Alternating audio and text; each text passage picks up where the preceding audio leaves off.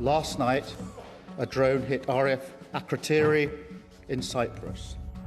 This is the British Akrotiri airbase in southwest Cyprus, hit by an Iranian-made Shahed drone on the night of March the 1st. This strike was a turning point, bringing the Middle East war to Europe's doorstep. Lorsque Chypre est attaqué, c'est l'Europe qui est attaquée. Cyprus is now emerging as a strategic front line in a widening and unpredictable conflict. Caught between global powers, regional tensions, and its own decade-long division, the island is becoming a critical geopolitical fault line. What does it mean to live on Europe's frontier in a time of war? That's what we'll see in this episode of Euronews Investigates.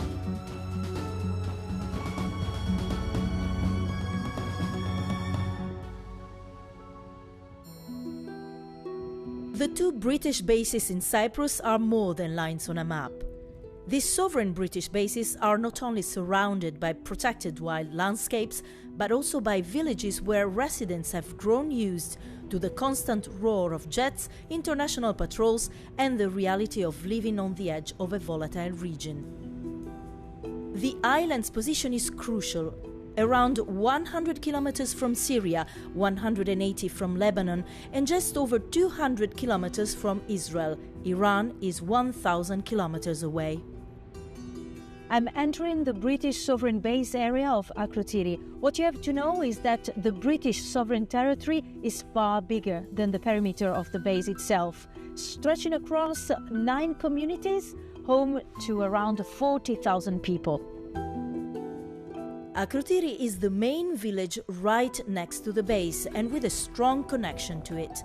About a third of its residents work there, explained the deputy mayor. Αυτή είναι η περιφραγμένη περιοχή και εδώ είναι το Ακροτήρι. Εδώ μένουν περίπου 1.240 άτομα. 3 λεπτά μετά τα μεσάνυχτα άκουσα ένα θόρυβο, άκουσα σιρήνες. Προσπάθησα να μιλήσουμε με αξιωματούχους της Δημοκρατίας. Καλέσαν μας στην αστυνομία των βάσεων και μας ενημερώσαν ότι έναν drone έπεσε μέσα στις βάσεις. Κανένας δεν μπορούσε να μας δώσει οδηγία για εκκένωση. The evacuation order was given the following day and lasted for 10 days. Around 1,000 people were evacuated. They were mainly taken in by relatives, with some housed in a nearby monastery and in hotels. Do you feel safe?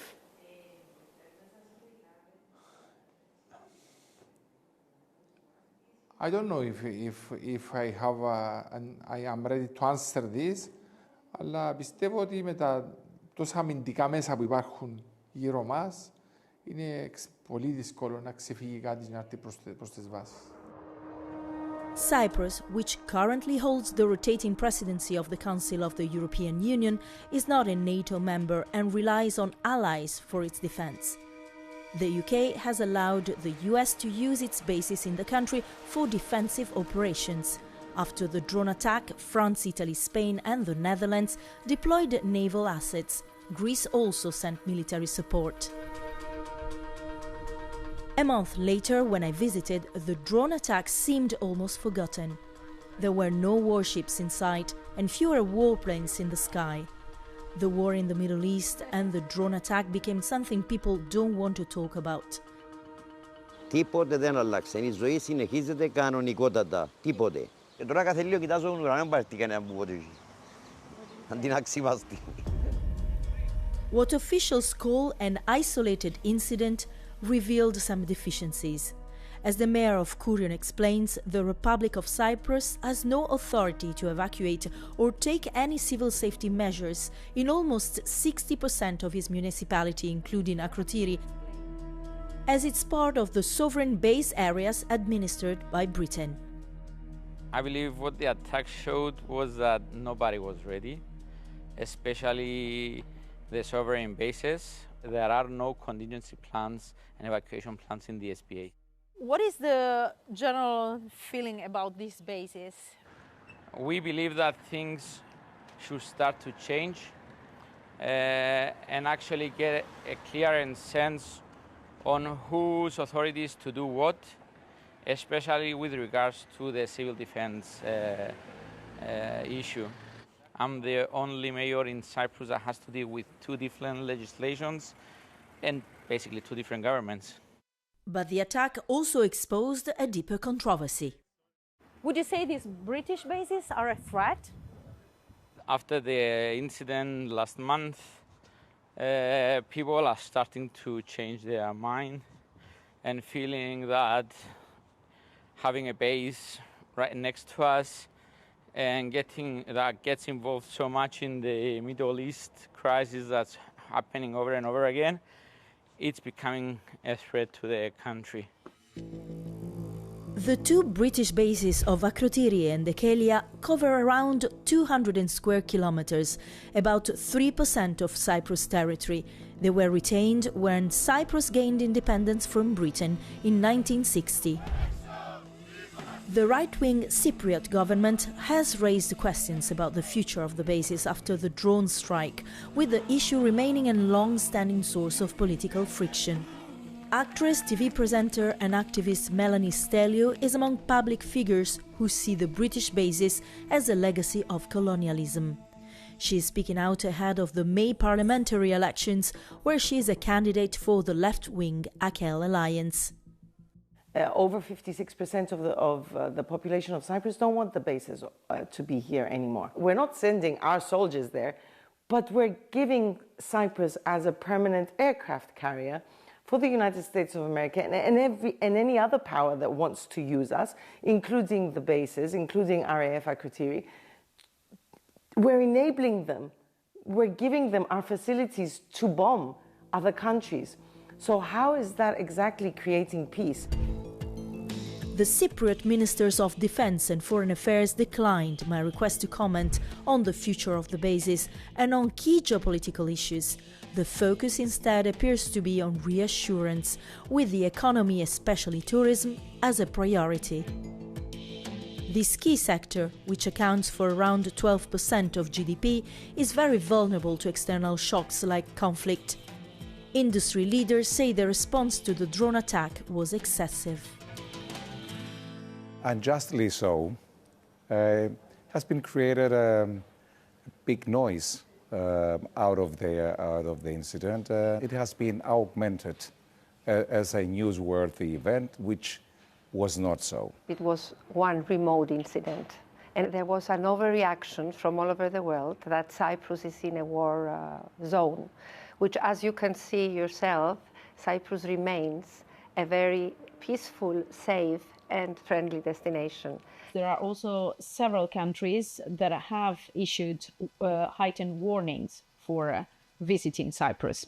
We found them overreacting and unjust. Are they overreacting or are we minimizing? Cyprus is open and safe, no matter if the war continues. US and Israeli first strikes on Iran on February 28th hit just as the tourism season in Cyprus was reopening after winter, and hotel bookings fell by nearly 40% in March. Cyprus's Deputy Minister of Tourism says the impact will ultimately depend on how long the conflict lasts. If the conflict ends tomorrow, I believe that at the end of the day we're going to have a very similar performance to the performance of the year before. If the conflict ends at the end of the year, for example, definitely we will observe a reduction in the total number of tourist arrivals, but that will take place for every single country in the Mediterranean zone, especially for those located in the Eastern Mediterranean. Cyprus is not part of the conflict, but it's very close to an unpredictable war. I disagree with you. We are not so close. We are just belonging on the map. Definitely we are thousands of kilometers away from the conflict zone. We are not part of the problem. Cyprus was always acting as a pillar of peace and stability in the area of Eastern Mediterranean. But is the Middle East war altering the balance on the island?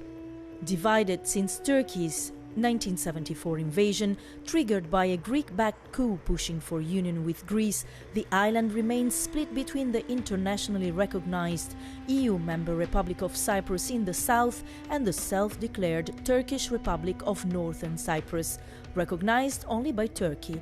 A 180-kilometer-long UN buffer zone, the Green Line, separates the two. Nicosia is considered the last divided capital in the world, with the Ledra Street checkpoint cutting through its center. I have just crossed into a country that officially doesn't exist. Northern Cyprus is politically dependent on Turkey, a key player in the Middle East crisis.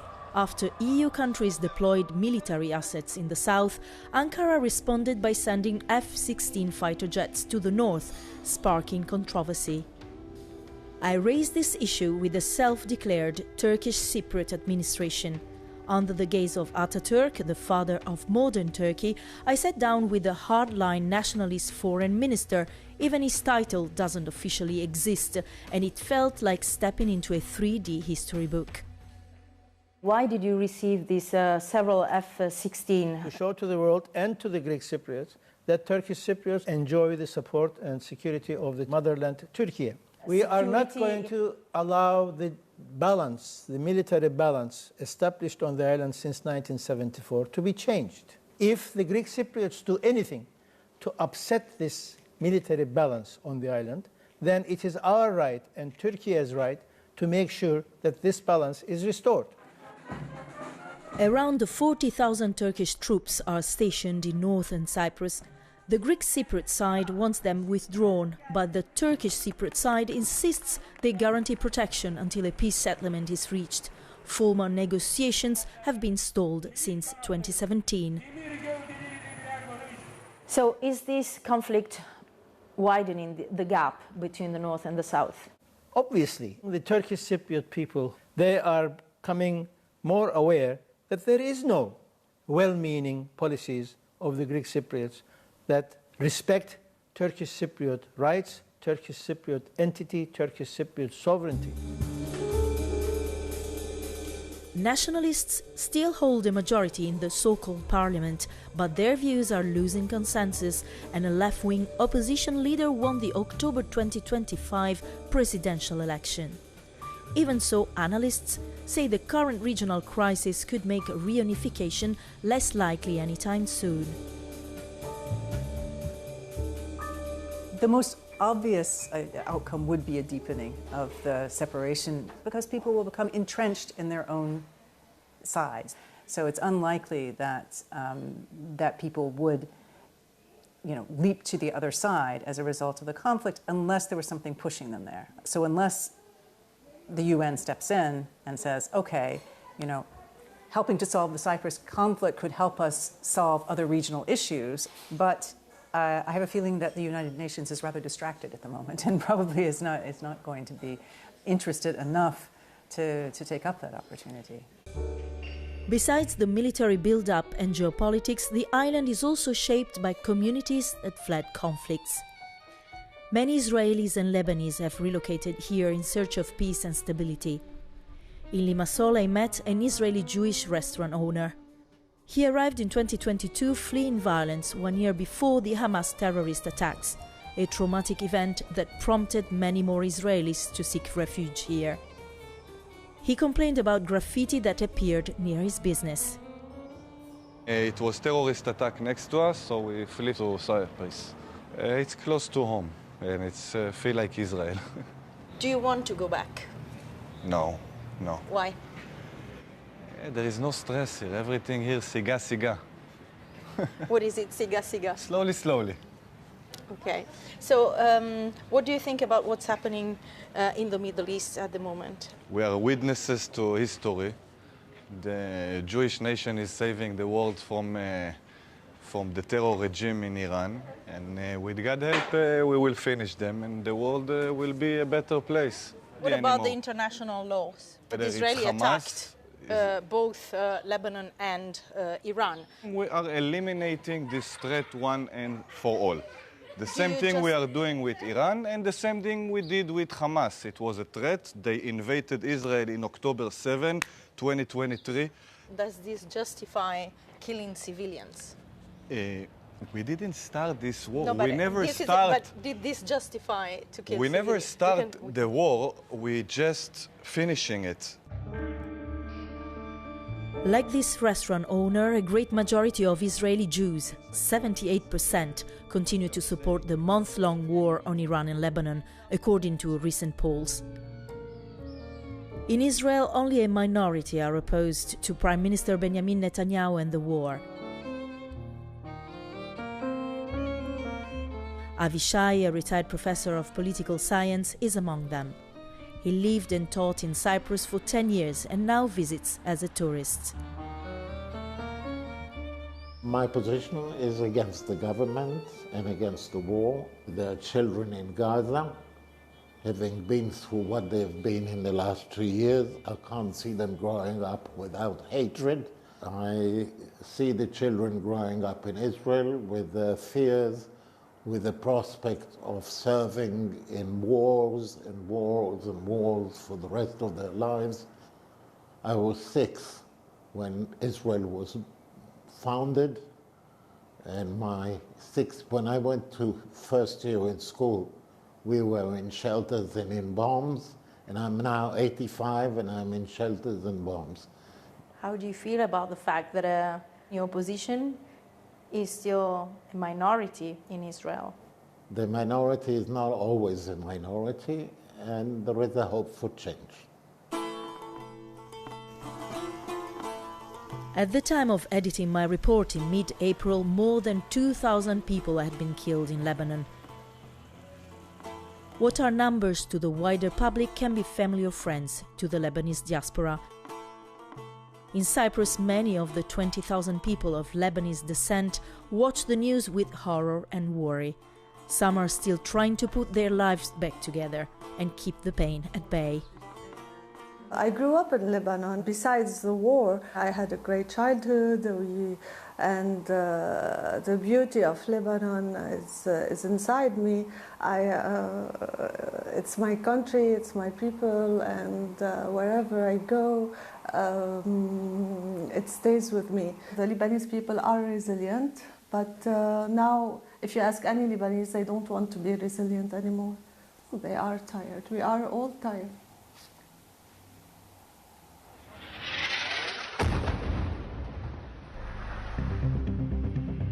Over 3 million people have been displaced in Iran and another 1 million within Lebanon since the war began.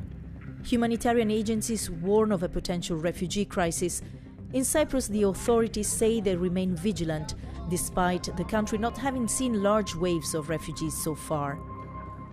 The Cypriot migration minister believes the EU's new pact on migration and asylum should help avoid a repeat of the 2015 crisis, when the Syrian civil war caused the largest refugee movement in Europe since World War II. Things have changed since the last refugee crisis in 2015. We've got more robust legislation, and we believe that we're more ready now to deal with new refugee crisis. We are getting ready for the implementation of the EU Pact on Migration and Asylum in June. It's also been pretty controversial. So are you going to support more people coming towards Cyprus or less people? So the new legislation gives us an opportunity to perform stricter controls at the borders, expedite our asylum procedures, and improve our return procedures as well. So it's a general, comprehensive, cohesive legal framework that will enable us to improve our procedures. If you are going to have hundreds of thousands of people coming from Lebanon or Iran, what's going to happen? We have to examine on an individualized basis each application, of course, in order to ascertain whether these individuals are really in danger. Everyday life in Cyprus goes on as it almost always has, relaxed. The Middle East war watched from afar, as if not looking too directly might keep it at bay. I left Cyprus feeling the island is already being shaped by the war, more than people are aware of, and the authorities are prepared to admit.